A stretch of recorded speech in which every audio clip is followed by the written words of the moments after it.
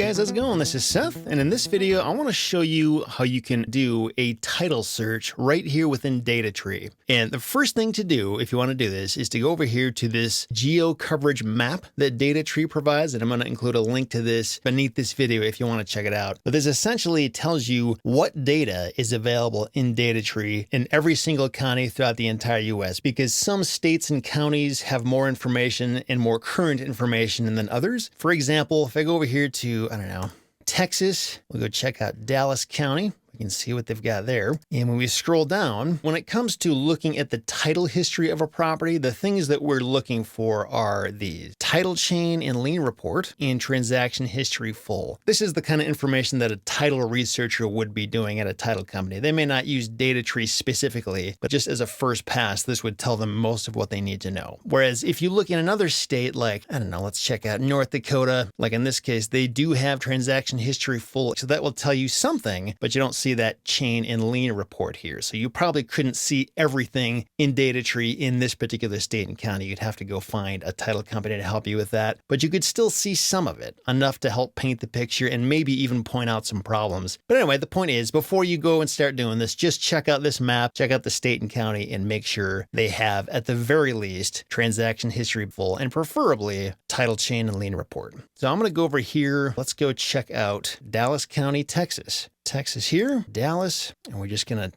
type in a random name here and check out what we can see there. So when we go over here to property data reports, let's go ahead and order transaction history report.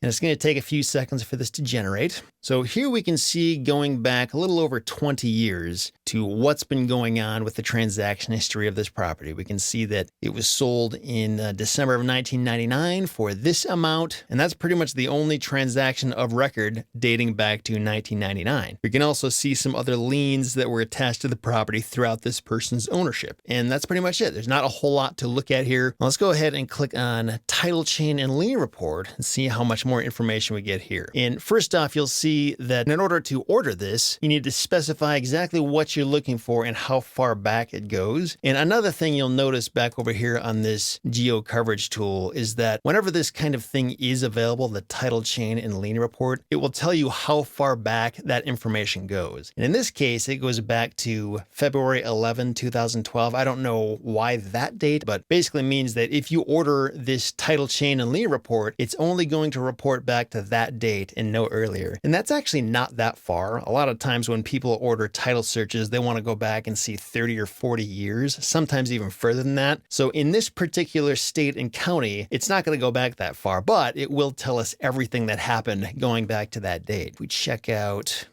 this county in Arizona. So on this one, the title chain and lien report goes back to 1970. So that's actually a lot better, just in terms of telling us a lot more information about how far back it goes. So I don't mean to imply that this is like a bulletproof solution in every area around the country, but I just want to draw your attention that you can see how far back it's going to be able to go right here. And if that's not far enough back for you, then DataTree is probably not your best solution. But if it is available, and if it does go far enough back, then it can be a really easy way to handle your title searching. So let's go ahead and order this one. We'll see what comes up and how much more detailed it is. All right, so in this case, it shows us a lot of the same information. It just shows us a lot more documents available and tied to those transactions and liens that were filed over the years. And whenever you see this kind of checkbox here, that means that you can go ahead and order the document, and it'll take a few seconds, but it will like literally show up right here on your screen, and you can examine it and check out the wording and look a lot closer to see if there's anything in that wording that should be of concern to you. Let's go ahead and open this thing up. So here we go. This is the actual document that this person signed. And this is what a title searcher would be going over to be like, oh, okay, is there any issue here? Is there any language that we should be concerned about? So that's available right here. And if we go back here, you'll see that a lot of these other ones don't have checkboxes. They have this little icon here. What is that? Well, that basically means that that document is not instantly available in DataTree's system. But if you click this, you can request an Abstractor to go and get this document from that state and county, and you'll get it in about 24 to 48 hours. So it's pretty convenient, and it's not instant, but like like it's there, and it's a lot easier and usually a lot cheaper than having to get this through some third party that's going to charge you like 10 times more for the exact same information. So that's a super convenient thing there. And if you don't know anything about title searching and how it works and how to do it and what problems to look out for and all that, then you might not even want to go down this road, because there can be a lot of little hidden issues that a title specialist knows exactly what to look for and how to find, but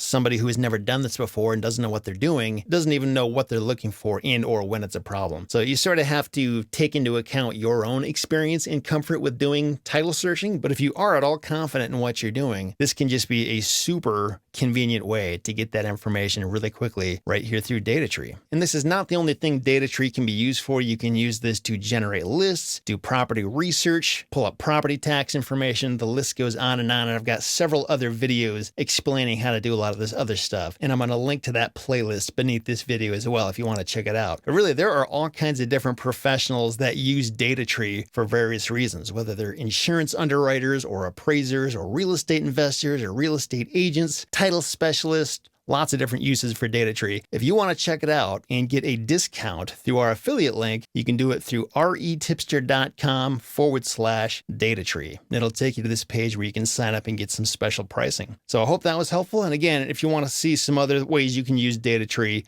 be sure to check out this next video as well. Talk to you again soon.